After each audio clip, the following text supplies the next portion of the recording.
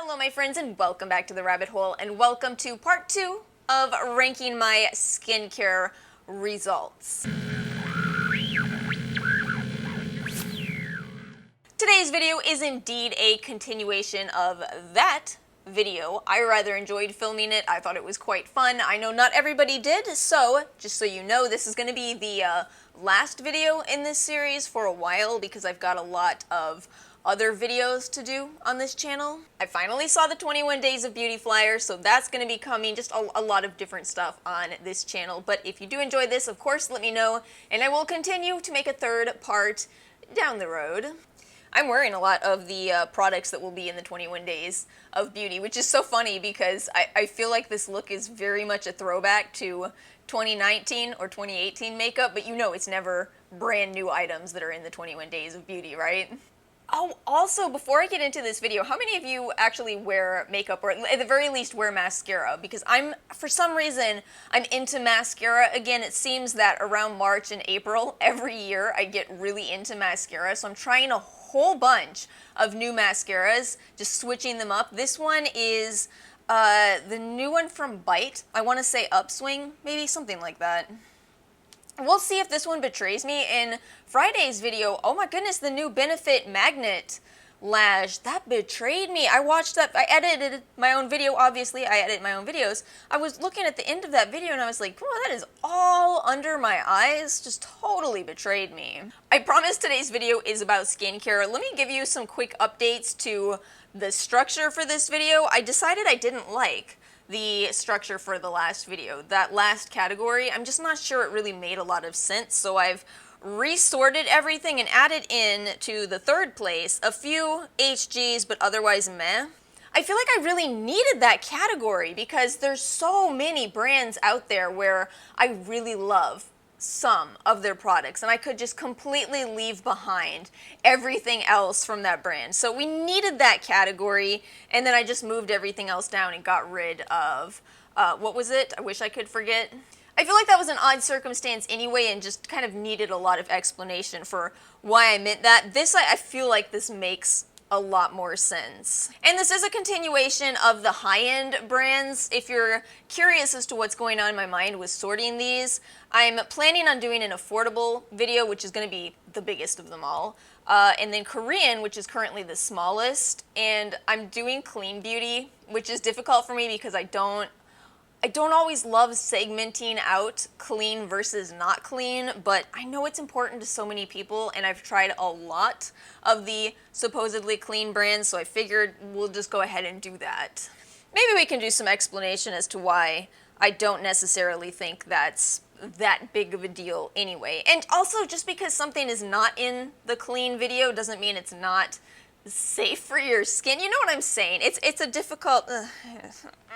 Oh right, one more thing I wanted to comment on. So I'm ditching a couple trials for this series. I'm throwing out Honest Beauty because I actually tried them before they came back. They had products for a while, they disappeared, they're back, and it seems like they might have some of the same products, but I tried them so long ago that I don't really know if they're the same. And I'm also throwing out Nutrition and CBD because those aren't technically skincare trials, although if I did include those, that would absolutely be top tier. Absolutely. Probiotics and CBD were some of the most game-changing supplements for me, but again, supplements, not skincare. And then also the trials where I did multiple products at once, so for example, Hello Ava. I just think that since I'm ranking my actual results on a brand, I don't think it'll be as helpful for me to do that.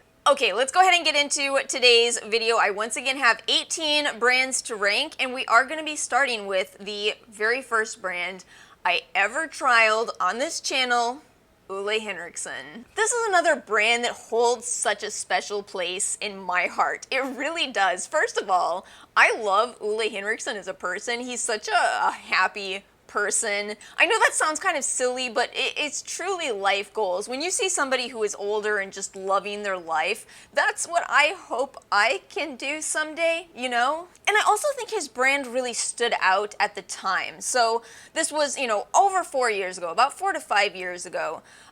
again, getting into the history of skincare, which seems to be a prevalent theme in these videos. At that time, there wasn't really a YouTube skincare community. There were, of course, some people that made videos, but it wasn't this big thing that it is now. Instead, there was the beauty community that talked about primarily makeup, but also some skincare. And I think that brands like Ole Henriksen managed to appeal to those content creators by having very beautiful products that smelled very good, would be quite unpopular now, but also did have some very effective formulas. It was just in a more gentle way. You know, if you think about Truth Serum, that's a product that has a low percentage of sodium ascorbyl phosphate, one of my favorite forms of vitamin C, but it was at a lower concentration, so you didn't necessarily have the purging issue that you may have starting up a higher potency vitamin C. I think it was a much more safe brand, I think it was a fun brand, and I think it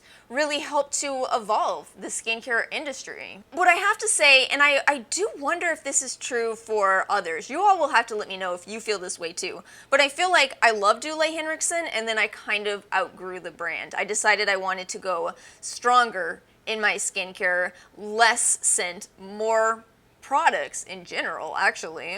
So I think at this point I'm gonna have to say I get it, but not for me, and that's based on more than one trial. So I did do the original, I did a Banana Bright versus Truth Serum more recently. I think I have 3 videos on Ole Henriksen actually. And yeah, even though my results were good overall, I'm still gonna say I get it, but not for me. Okay, then we have Glam Glow. This one is actually extremely easy. This one goes immediately into the forgettable category. But again, like I was saying about Ole Henriksen, I also think Glam Glow kind of had a place. Again, if you're new to skincare, you're not going to believe what I'm about to tell you, but I promise you this is true. About 4 to 5 years ago, for the vast majority of people who watched the beauty community, or maybe even within it, I would absolutely wager that their skincare routines were makeup wipes. See, if you're new, you don't believe me, because makeup wipes as a whole are unpopular now, but that's what people used in the past. It really is. So along came Glam Glow with, in contrast to Ole Henriksen, these very potent and very strong face masks, and that was great for people that didn't want to do a lot of skincare but did want to improve their skin, if for no other reason than so their makeup sat on their skin better. So I think if you were to use a Glam Glow mask once a week, you would probably have said, wow, I absolutely love Glam Glow. But of course what happened when I tried them and I made a full routine out of Glam Glow products, it would probably be a lot like if I tried to use the Ordinary's peeling solution every day. Yeah, go figure, it didn't go very well for me. My skin was kind of a disaster. Goodbye moisture barrier, it did not go well. Oh, and by the way, Glam Glow is also under Estee Lauder. So I'm very curious to see if Glam Glow is going to be another retired brand. I don't think they're doing well. I see them all the time for 50% off. And again, you know, why would you opt for paying Glam Glow prices when you can buy better products from The Ordinary, when you can get the peeling solution if you're only going to use a skincare product once a week? There's just so many options now that I don't really see Glam Glow continuing to survive. Just my opinion, but I really don't. First Aid Beauty. I'm going to put First Aid Beauty right into very good experience. I had a great experience with First Aid Beauty. I appreciate that their products are formulated more with sensitive skin in mind. It's interesting to say that now because they do still have some essential oil ingredients, but you know, again, it's such a tricky conversation because some essential oils really can help even, you know, more difficult skin types, tea tree, even lavender. I don't like seeing lavender in my skincare products, but it absolutely can have a place. So yeah, First Aid Beauty does use some essential oils. I think eucalyptus I've seen in quite a few of their products. But yeah, overall, I do think they're a good brand for sensitive skin as long as your sensitivity is more to sensations as opposed to the allergy type of sensitive skin. I don't know if that made sense. Let me try again. I think we can do this. I think I can explain it. So a high percentage of L-ascorbic is at a low pH. So if you have a sensitive skin type where you don't like intense sensations, you're probably going to hate that high percentage of LAA because it kind of stings as it, it disrupts your skin. You feel this low pH. Whereas the allergy type of sensitive skin, you may not have a problem with how products apply, but your immune system may have a problem with some of the ingredients. It may object heavily to ingredients that other people can use with no problem. So yeah, I would say it's great for the first type of sensitive skin. Algenist is also easy. This is funny. This one is easy in contrast to the last video. Algenist is amazing. Absolutely amazing. Absolutely in my top tier. And it's funny because it wasn't as much for my acne, which is something that I talked about a lot in my last video. But at the time I went into this trial, I did have some forehead lines. They were really starting to bug me, for the record. I did this trial, and the thing about Algenist is they promise results in 14 days. 14 days later, my forehead was so stinking smooth, I didn't even think it was possible. For the record, I've already started doing the research on algae, so we'll have that video probably in the next couple of weeks. It's a good ingredient. It's another complicated ingredient, but I think that's a big part of the success with Algenist. The backstory on Algenist is really interesting. Maybe I'll save that for that video because I'm horribly chatty in this particular series. But yeah, their backstory is very interesting. They started as a biofuel company, but when they figured out there was potential for skincare use, they decided to create Algenist. So then we have Tatcha. Tatcha, the interesting thing about Tatcha is I see some incredible brand loyalty to Tatcha, but I'm gonna have to say I yet again know exactly where this brand goes, and that's a few HGs, but otherwise, meh. My problem with Tatcha is I feel like I wasn't really seeing the return on investment that I expected. They're very expensive products, and I feel like I can get the same results without spending quite that much. With some exceptions, and for me it's the Pearl, which I also think is worth the money because of how long it lasts. But that's really what it comes down to. I didn't feel that every last product from Tatcha was worth the money, whereas that one is because it lasts for a year. I didn't say this in my initial Tatcha video, but I've thought it for a long time, so let's go ahead and let's spit this one out. So with Tatcha, one of the criticisms I've seen with the brand is they're not really Japanese. I don't like that criticism. The founder is Japanese American, and I don't think it's really fair to judge someone for, wanting to turn to their heritage, for being proud of their heritage. I think that's a wonderful thing. But the other criticism, and I'm sure some of you have heard it, is the geisha thing. I just don't know what to make of it. In case you don't know what I'm talking about, Tatcha claims to be inspired by the traditions of geishas. And while that's nifty, I always wonder in these circumstances, what would those people that this brand is based off of think of what's going on?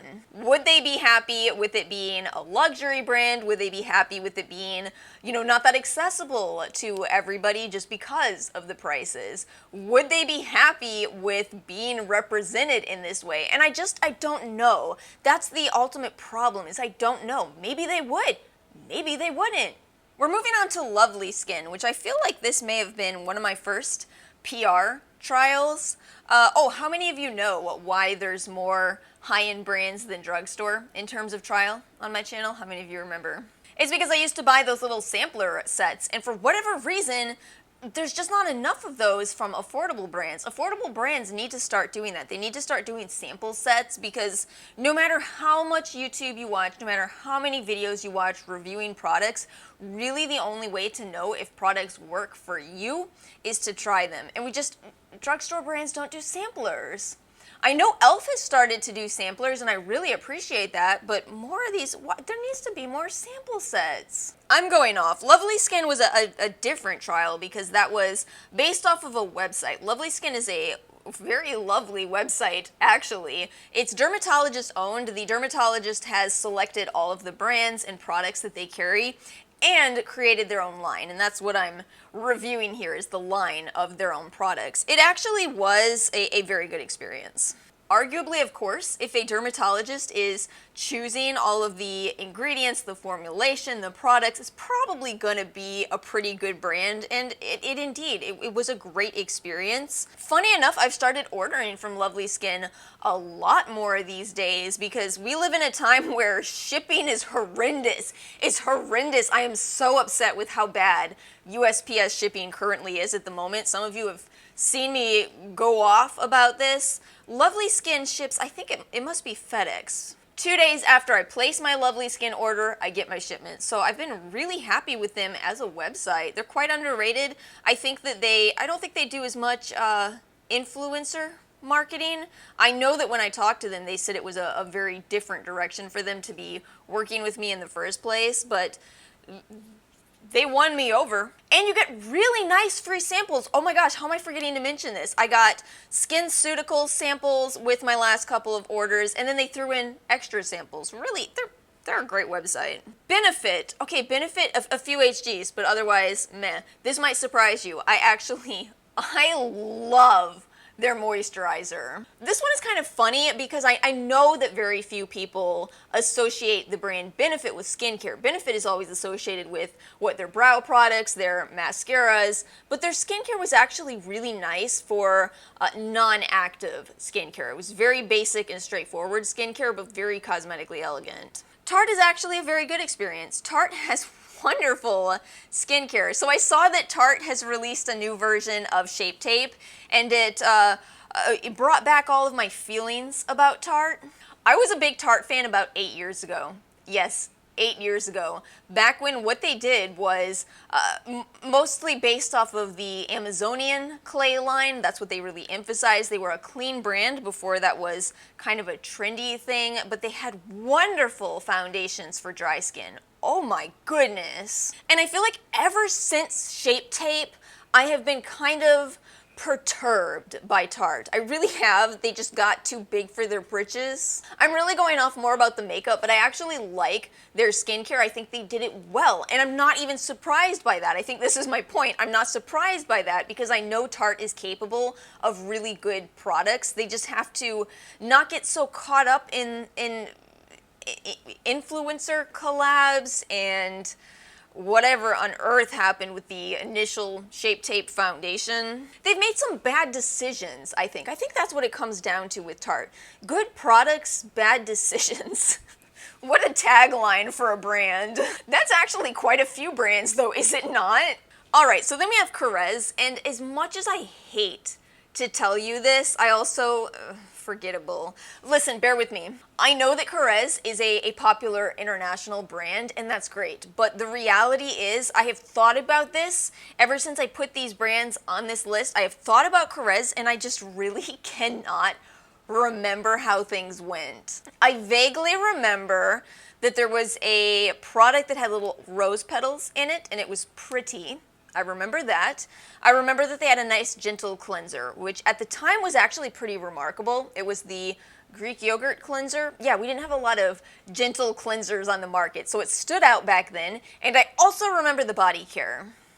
I actually remember the body care very well. I think Korres did great body care. But I think what happened is I think a lot of competition came out and just kind of made it so you don't or at least I don't remember how things went in comparison. I feel like that's going to be a consistent theme going forward. I think that's going to be a consistent theme for you. I think you are going to find that some of the brands you probably pay a lot for now are going to have competition in time. That's just how it goes. As the technology gets out there, brands figure out how to do it for less, and they just continue to create competition for themselves. So yeah, I feel bad about that, but that's absolutely how I feel. I don't even really remember how things went, so I can't possibly put it in any category other than forgettable. Skyn Iceland, a few HGs, but otherwise meh. Kind of similar. I don't really remember how all of the products I tried from Skyn Iceland went. They have these sets, and I purchased 3 of their sets. See, told you, did a lot of the sets to make these videos, and it just wasn't very memorable. Oh, they had a really harsh cleanser. I do remember that, but oh my gosh, the extent to which I love their eye masks, both of them, the microneedle ones and the regular, they're so good. And I truly think Skyn Iceland knows that those are their most popular products. You see them in the 21 Days of Beauty all the time, because Skyn Iceland knows they need those products to stay a successful brand. That's my theory. That's just my theory.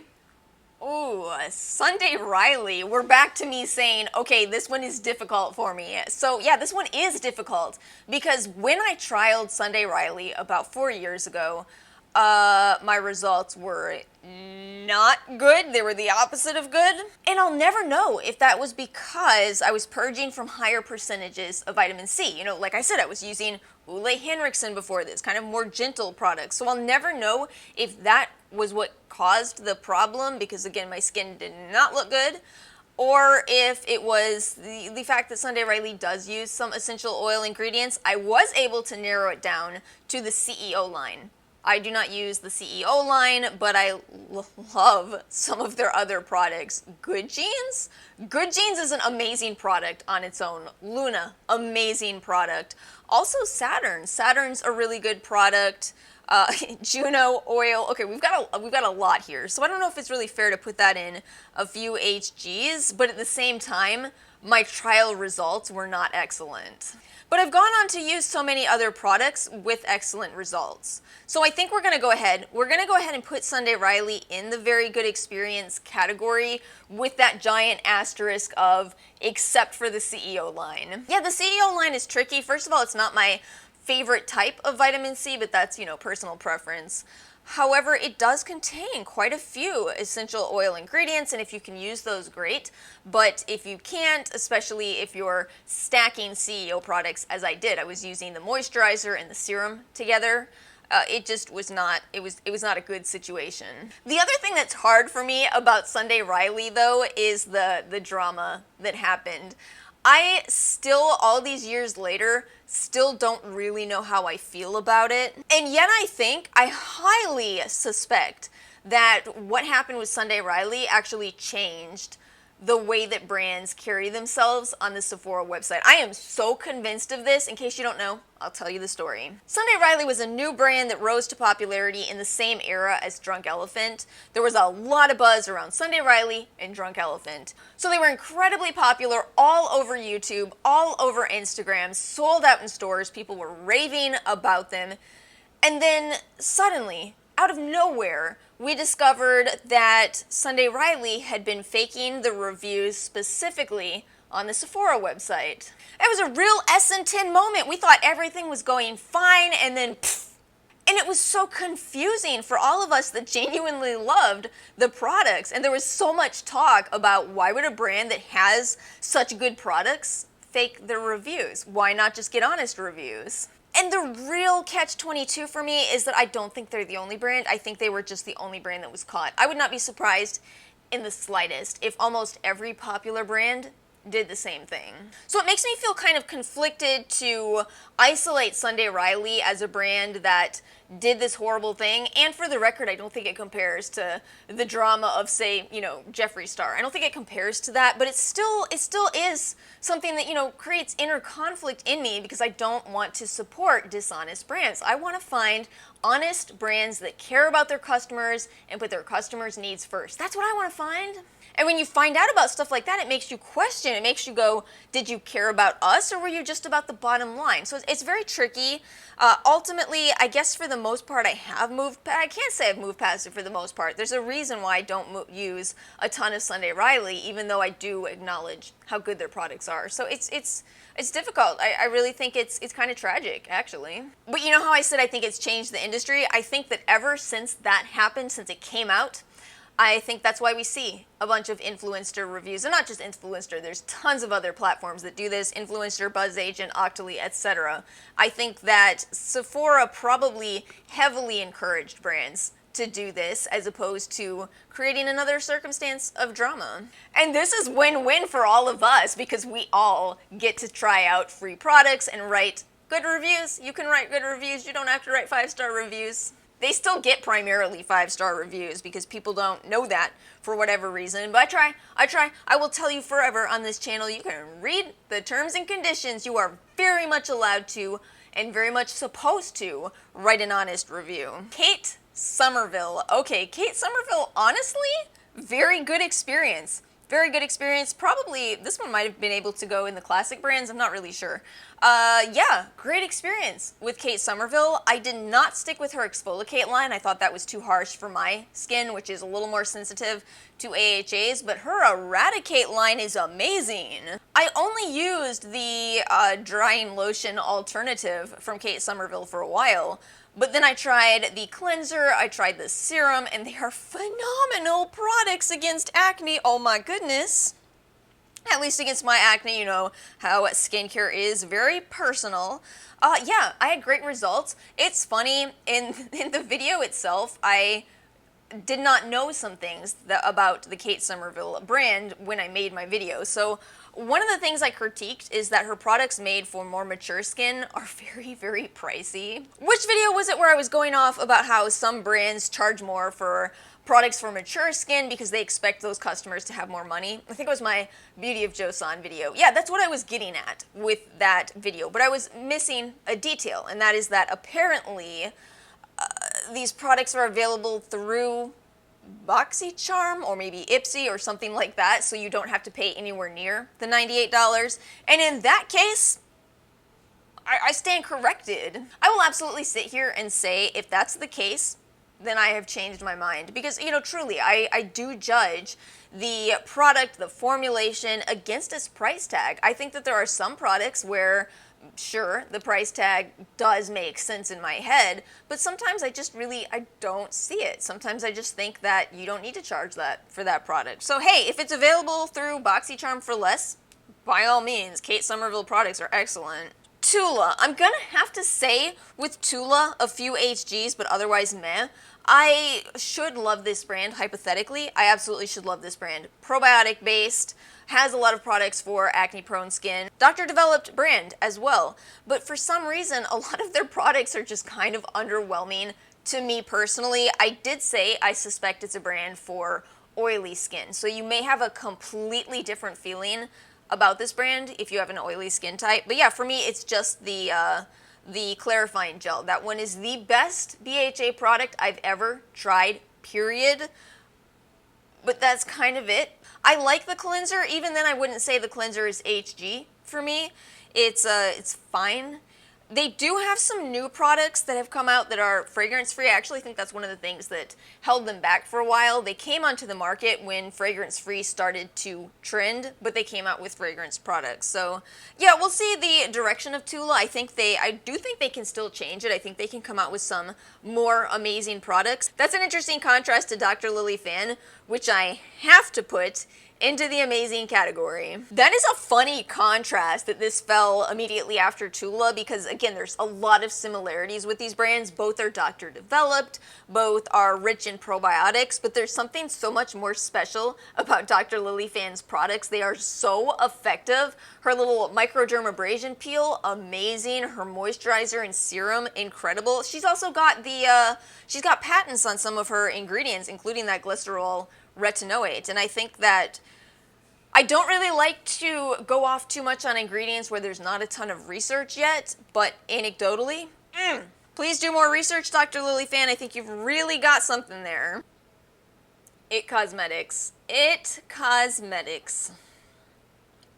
Let's put this in I get it, but not for me. I know that this is apparently a very well-loved brand, but it was just not for me. Maybe this is similar to my Sunday Riley feelings with the CEO line. There's just so many ingredients in It Cosmetics products that I feel the potential for allergy is so high with this particular brand. And yet if you can use products, if you don't have a lot of allergies, you're probably gonna love It Cosmetics. They do have very cosmetically elegant formulas. The eye cream is probably my favorite. The strange thing to me about It Cosmetics is I don't actually think they're super popular in this YouTube bubble, but they have some very loyal customers, incredibly loyal. It's just a lot of ingredients, and there really does hit a point where if you take 100 potentially beneficial ingredients and put them all into a formula where you use a pea-size amount, how much benefits are you really getting from those 100 ingredients? Especially because the base of that product is still going to be water. It's not going to be 1% each of those ingredients. It's going to be a very, very, very tiny amount. Fresh. I've actually done quite a few trials with Fresh at this point, and yet I'm gonna have to say a few HGs, but otherwise meh. It's kind of a lot of HGs though. So with Fresh, I love their lip products, I love the kombucha line, and I love the soy face cleanser. I do actually like a lot of the things that Fresh does. I like that they kind of have a similar approach to Primera in that they harvest the freshest ingredients and they're very attentive to detail in doing that. But I think there is an allergy potential just because they do lean so much on natural ingredients. So, you know, I think you could absolutely love the brand, but for me, I'm just going to have to say a few HGs, and I absolutely love my HGs from them. Ooh, I am still loving that kombucha not micellar water. Love from yours. Okay, so oh my gosh, honestly, let me explain this before I rank it. Love from Yours is this little tiny brand that has personalized skincare. And while I'm throwing out some of the other personalized skincare because it gives you different brands, this brand makes it themselves. So you do these surveys and they make you a routine, right? I remember so well the time in which I did this. This was right after the world changed last year. They sent me some of their products and I did not think very much was going to happen. I was breaking out a lot, very stressed out, tried their products, and in 2 weeks, dang, my skin was super clear, which is why I got to put them in the amazing category. I actually have to. It's funny, I don't know if they were pleased with my review because I said I didn't love every product. I didn't like the eye rollerball. I'm not a rollerball person. So I'm not sure they liked my review, but it's funny because, yeah, it turns out that I actually really loved them. I am going to tell you though, if you're watching this video as somebody who truly loves skincare products, you love the process of finding the right products, I don't know if this is going to be for you because it's you know, it takes the guesswork out of it. You do not have to think about skincare. You do a survey, they send you everything you need, you can get a monthly subscription, done. So if you love products and trying things, yeah, I don't think it's necessarily the right pick for you, but a lot of people don't. A lot of people just want their skincare to be figured out for them, and I think that's a great option. If not other personalized skincare services, I don't know, I only tried that one and Hello Ava, but both of them gave me really good results. So we're gonna end with Foreo, and I'm gonna say very good experience. I've done quite a few trials with Foreo, and I've consistently been very impressed with the results that I get.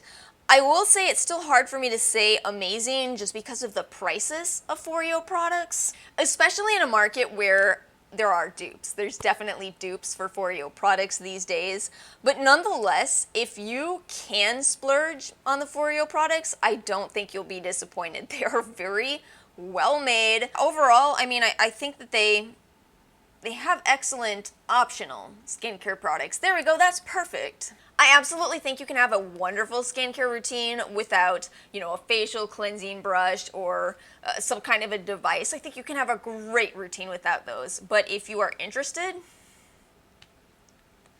they're very nice. And that's it. We've ranked 18 more brands. Let me know your thoughts in the comment section below. Do you agree? Do you disagree? Were some of these brands a little more new to you? If you found this video helpful, please make sure to like and subscribe, and I will see you all next time.